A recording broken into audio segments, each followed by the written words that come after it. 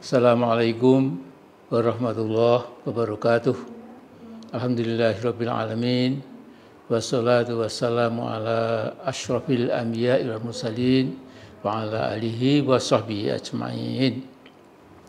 Saudaraku sebangsa dan setanah air yang saya cintai, saya muliakan. Pada tanggal 31 Agustus tahun lalu, tahun 2023, M. Rizal Fadilah, dosen, intelektual, pemikir yang selalu jernih berpikir, menulis di FNN berjudul Jokowi bisa dipenjara. Ada 6 alasan mengapa. Pertama, Jokowi membiarkan kejahatan tertentu menjadi aman dan dibiarkan berlalu. Dalam bahasa hukum, Jokowi telah melakukan crime by omission, membiarkan kematian 894 petugas pemilu tahun 2019 tanpa diusut. Dan kedua, melakukan pengkhianatan nasional lewat kedekatannya ke Partai Komunis Cina. Asas politik luar negeri bebas dan aktif dilanggar, sementara demokrasi diganti dengan oligarki.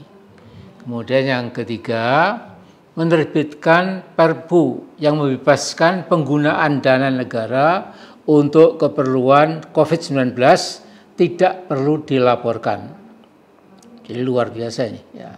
Keempat, diduga kuat melakukan pembunuhan politik atas tewasnya 6 pengawal Habib Rizik Syihab dan juga mengabaikan pengusutan hukum atas hilangnya nyawa 135 korban Kanjuruhan, Jawa Timur. Tidak ada aparat yang dimintai tanggung jawab. Kemudian KKN terus berjalan, diantaranya kasus Gibran dan Kaisang, dan juga korupsi di pengadaan kereta api cepat Jakarta-Bandung, dan lain-lain terus saja berjalan.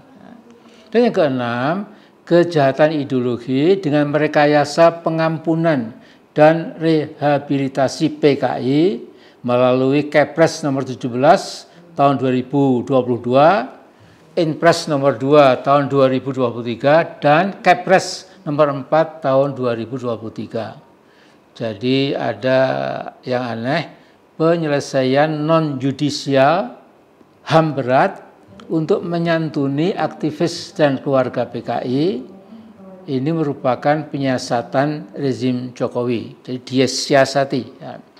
Nah, selain 6 hal yang saya kutip ini, Rizal Fadilah juga mengatakan bahwa Jokowi memperkuat lingkaran dalam, lingkaran bolodupanya itu, ya, untuk apa? Untuk melemahkan atau memerangi lawan-lawan politiknya.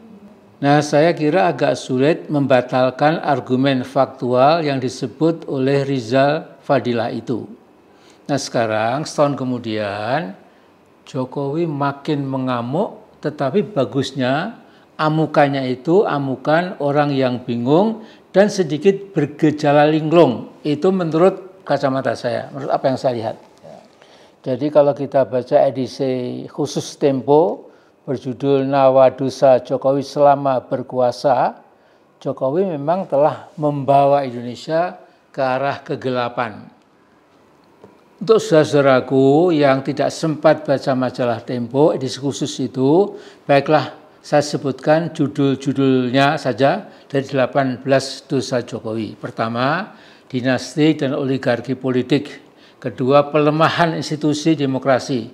Ketiga, TNI di ranah sipil. Keempat, konflik Papua tak kunjung padam. Kelima, runtuhnya sistem pendidikan. Keenam, watak patron klien kepolisian. Ketujuh, politisasi kejaksaan. Kedelapan, pelemahan KPK.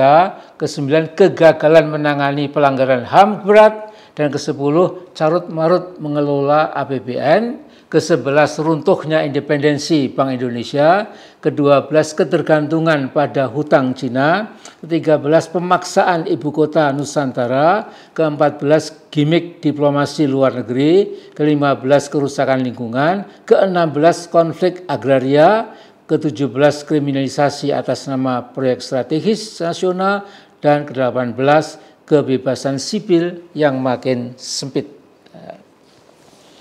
Nah, sebelum Tempo membongkar habis rentetan kejahatan Jokowi, saya sudah pernah mengatakan sebagian besar anak bangsa saya yakin mengharapkan Jokowi setelah lengser pada 20 Oktober nanti tangannya itu dikecrek atau diborgol.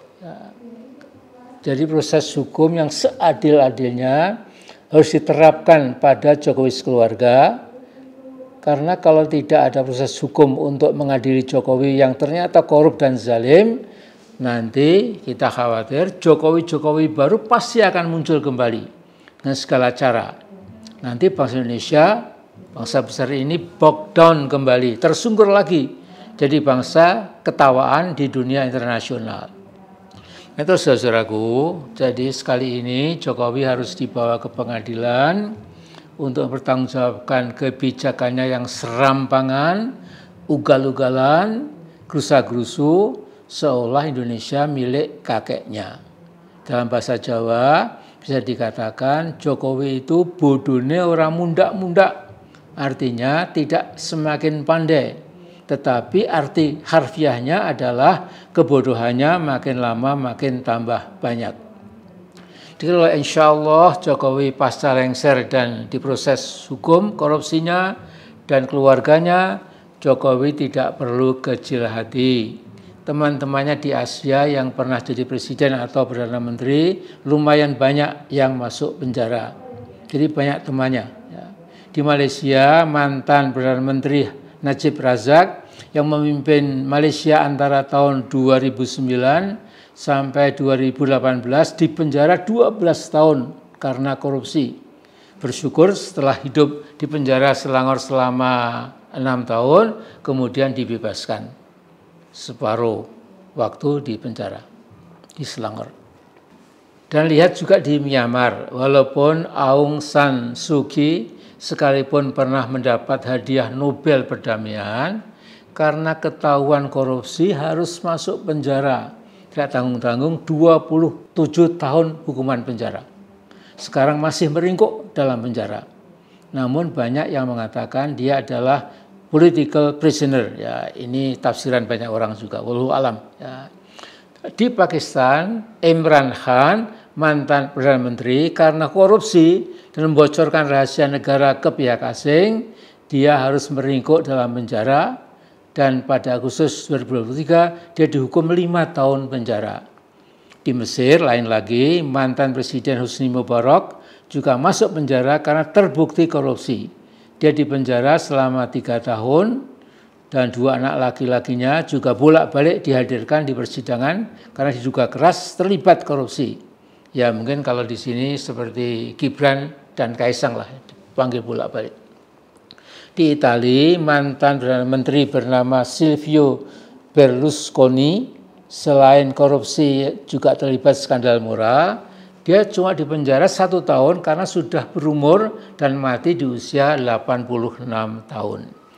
Nah jadi kalau Jokowi nanti ternyata di belakang hari harus masuk penjara, karena korupsinya menyangkut pembangunan IKN yang mangkrak itu, etc., tentu wajar-wajar saja.